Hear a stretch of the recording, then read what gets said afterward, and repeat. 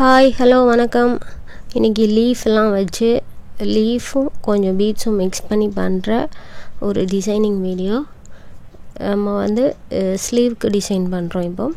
So ஸ்லீவ்லேருந்து ஒரு சின்ன college கேப்புக்கு மேலே வந்து நான் லீவ்ஸ் எல்லாம் ட்ரா பண்ணி வச்சுருக்கேன்.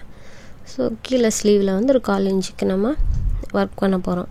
ஸோ அதில் வந்து 2 லைன்ஸ் சரி போட்டுருவோம். எல்லா லீவ்ஸும் ஈவனாக இருக்கிற மாதிரி ட்ரா பண்ணிக்கோங்க. இது நான் ட்ரா பண்ணி ட்ரேஸ் பண்ணி வச்சுருக்கேன். ஸோ ட்ரேஸிங்லேயே நிறைய மெத்தட்ஸ் இருக்குது. நம்ம கார்பன் பேப்பர் வச்சு ட்ரேஸ் பண்ணுவோம், சாக் வச்சு ட்ரேஸ் பண்ணுவோம், மேலே பேப்பர் வச்சு பிரிண்ட் பண்ணி தின்னரில் கெரோசின் இதை பண்ணி நம்ம ட்ரேஸ் பண்ணுவோம். இன்னும் சிலர் வந்து அதில் ஷாம்பு அப்ளை பண்ணி கூட ட்ரேஸ் பண்ணுறாங்க. ஸோ நிறைய மெத்தட்ஸ் இருக்குது. ஸோ நெக்ஸ்ட் நம்ம வந்து ஒரு லைன் வந்து சுகர் பீட் வச்சு போடுறோம். அண்ட் பார்டரில் வந்து சின்னதாக எனக்கு த்ரெட்டு தெரியணுங்கிறதுக்காக, இது வந்து லோட் ஸ்டிச் கிடையாது, இது வந்து ஸ்டெம் ஸ்டிச் சொல்லுவாங்க. சிம்பிளாக ஒரு லைன், பட் ஒரு திக்காக தெரியும். நம்ம சாதாரண ஜரி நம்ம ஸ்டார்டிங்கில் 2 லைன் ஜரி போடுறோம் இல்லையா, அது மாதிரி நம்ம செயின் ஸ்டிச் கூட போட்டுக்கலாம். பட் அது வந்து ஃப்ளாட்டாக இருக்கும். ஸோ இந்த மாதிரி பண்ணுற ஸ்டிச் வந்து இது ஸ்டெம் ஸ்டிச் வந்து கொஞ்சம் நமக்கு திக்காக தூக்குன மாதிரி இருக்கும்.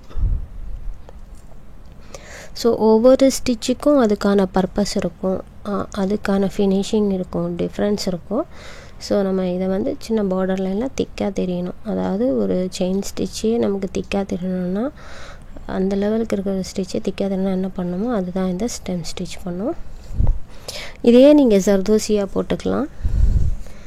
ஸோ நெக்ஸ்ட் வந்து இதில் வந்து திருப்பி ஒரு சுகர் லைன் பீட் போடுறோம். அண்ட் இது முடித்ததும் திருப்பி நம்ம கட் பீட் வச்சு ஒரு லைன் போடுறோம்.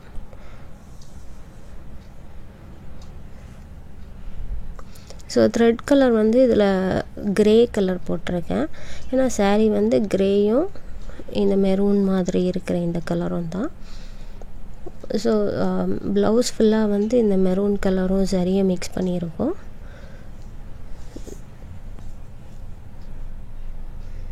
ஸோ ஒரு லைன் கட் பீட் போட்டுட்டு திருப்பி ஒரு லைன் நம்ம சுகர் பீட் போடுவோம்.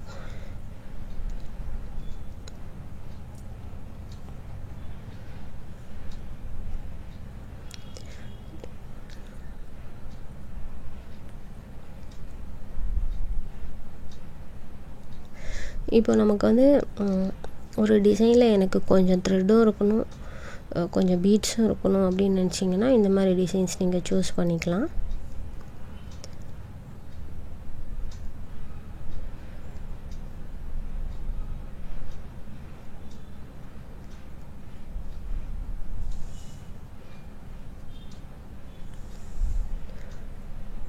ஸோ இந்த சுகர் லைன் பீட் நம்ம போட்டுட்டு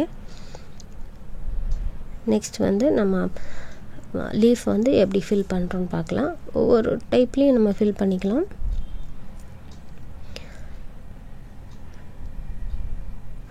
ஒவ்வொரு மாதிரி ஃபில் பண்ணும்போதும் அதுக்கேற்ற டைம் டிஃப்ரென்ஸ் இருக்கும். சில ஸ்டிச்சஸ் ஈஸியாக இருக்கும், சில ஸ்டிச்சஸ் வந்து கொஞ்சம் டைம் எக்ஸ்ட்ரா. என்ன இருந்தாலும் ஒரு 5 மினிட்ஸ் எடுக்கிற இடத்துல இன்னும் ஒரு 2 மினிட்ஸ் எக்ஸ்ட்ரா ஆகும். அந்த மாதிரியான டிஃப்ரென்ஸ் இருக்கும். ஸோ ஃபஸ்ட்டு நம்ம வந்து லீஃபோட அவுட்லைன் போட்டுக்கிறோம். நான் ஏன் அவுட்லைன் போடுறேன்னா, என்னோடய ஃபினிஷிங் லெவல் வந்து எப்படின்னா, அவுட்லைன் போட்டுட்டு பண்ணால் தான் எனக்கு சாட்டிஸ்ஃபேக்ஷனாக இருக்கும். எனக்கு வந்து அவுட்லைன் ஃபினிஷிங் ரொம்ப முக்கியம் அப்படிங்கிற மாதிரி. ஏன்னா நான் உள்ளே ஃபில் பண்ணுறது வந்து கொஞ்சம் ஒரு சின்ன பாயிண்ட் மேலே கீழே இறங்கி நான் ஸ்டிச் பண்ணிட்டா கூட எனக்கு அவுட்லைன் வந்து பர்ஃபெக்டாக இருக்கிறதுனால எனக்கு அது வந்து வெளியில் வந்து ஸ்டிச்சஸ் வந்து நீட்டாக தான் தெரியும். ஆனால் இப்போ நான் உள்ளே வந்து ஃபஸ்ட்டு ஃபில் பண்ணிட்டேன்னா, எங்கேயாவது ஒரு லைனில் வந்து ஒரு லைன் பீடை வந்து நான் கீழே இறக்கிட்டேன் இல்லை மேலே தூக்கிட்டேன்னா, திருப்பி நான் அவுட்லைன் போடும்போது அந்த இடம் மட்டும் ஒரு சின்ன பெண்டு வளைவோடு சேர்ந்த மாதிரி தான் அந்த அவுட்லைன் நம்ம பண்ணுற மாதிரி இருக்கும். ஆர்எல்ஸ் அந்த லைனையும் தாண்டி பெரிய கேப் இருக்கிற மாதிரி ஒரு ஸ்பேஸாக நம்ம போடுற மாதிரி இருக்கும். ஸோ இதை அவாய்ட் பண்ணுறதுக்கு தான் நான் வந்து ஃபஸ்ட்டு அவுட்லைன் போட்டுட்டு பண்ணுறேன். ஸோ நெக்ஸ்ட் வந்து ஒரு 2 லீஃப் ஃபில் பண்ணி காமிக்கிறேன். ஒரு 2 விதமாக பண்ணிப்பேன். ஒன்று த்ரெட் வச்சு, ஒன்று வந்து கட் பீட் வச்சு. நான் வந்து கொஞ்சம் திக் அந்த பெருசான கட் பீட் தான் யூஸ் பண்ணியிருக்கேன். பெருசுன்னா ஒரு இது கிட்டத்தட்ட 13 சைஸ் அப்படி தான் இருக்கும். பெருசுனா ரொம்ப பெருசு கிடையாது. ஸோ இது வந்து சென்டர்லேருந்து பீட்ஸ் எடுத்துகிட்டு லெஃப்ட்டு ரைட்டு அந்த மாதிரி நம்ம ஃபில்லிங் கொடுத்துட்டு வருவோம். இதே நீங்கள் எம்போஸ்டாக கூட பண்ணலாம். உள்ளே வந்து ஒரு லைன் சரி கொடுத்துட்டு நீங்கள் ஒன் சைட் ரைட் சைட் கம்ப்ளீட்டாக ஃபில் பண்ணணும். நெக்ஸ்ட் வந்து லெஃப்ட் சைட் கம்ப்ளீட்டாக ஃபில் பண்ணிக்கலாம். அப்படி பண்ணிங்கன்னா நீங்கள் ஒரு லைன் த்ரெட்டு வந்து ஒரு லீஃபுக்கும், அதாவது பீட்ஸ் பண்ணுற லீஃபுக்கு வந்து ஒரு லைன் த்ரெட்டு சென்டரில் கொடுத்துக்கலாம்.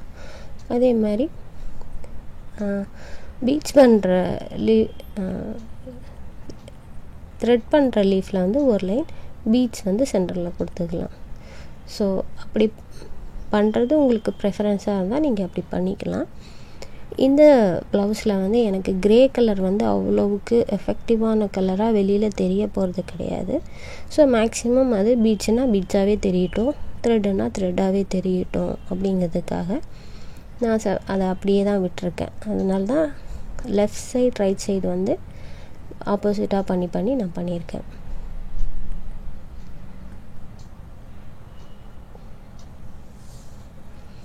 த்ரெட் ஃபில் பண்ணும்போது லாஸ்ட்டில் வரும்போது இந்த லீஃப் ஷேப்பை பொறுத்த வரைக்கும் இது ஒரு மாதிரி ட்ராப் ஷேப்பில் நம்ம பண்ணியிருக்கோம். இன்னும் கீழே ட்ராப் இல்லாமல் இன்னும் ஷார்ப்பாக நம்ம இந்த லீஃப் பண்ணோன்னா நமக்கு அந்த மாதிரி இஷ்யூஸ் இருக்காது. அப்படியே நமக்கு அந்த லீஃப் ஷேப் வந்து நமக்கு கீழேயும் கூசின மாதிரி வரும். ஸோ ஈஸியாக இருக்கும் ஃபில்லிங்க்கும். இது வந்து கொஞ்சம் நம்ம இந்த பக்கம் நாட் போட்டுட்டு நெக்ஸ்ட் ஒன் பக்கம் ஃபில் பண்ணிவிட்டு இன்னொரு பக்கத்துக்கு எட்ஜில் கொஞ்சம் ஒரு 2 ஸ்டிச்சஸ் போடுற மாதிரி இருக்கும். ஸோ இந்த மாதிரி கம்ப்ளீட்டாக நம்ம ஃபில் பண்ணிவிட்டு இதோட அவுட்புட் லுக் எப்படி இருக்குன்னு பார்த்துக்கலாம். ஃபினிஷிங்காக எப்படி என் பண்ணிக்கணும். அங்கங்கே 3 டாட் புட்டாஸ் வச்சுருக்கேன். ஸோ பாருங்கள், இது மாதிரி தான் ஒரு லீஃபும் க்ரேயும் காப்பர் பீடுமா வச்சுருக்கேன். நல்ல கான்ட்ராஸ்ட் கலர் இருந்துச்சுன்னா நமக்கு இன்னும் ப்ரைட்டாக தெரியும். பட் இது சாரீக்கு மேட்சிங்காக இருக்கும். ஸோ ஸ்லீவ் ஒர்க் இப்படி தான் பண்ணியிருக்கோம். சேமாக நெக் ஒர்க்கும் ஸ்லீவ் ஒர்க்கும் சேமாக தான் பண்ணியிருக்கோம். அண்ட் தேங்க்யூ ஃபார் வாட்சிங்.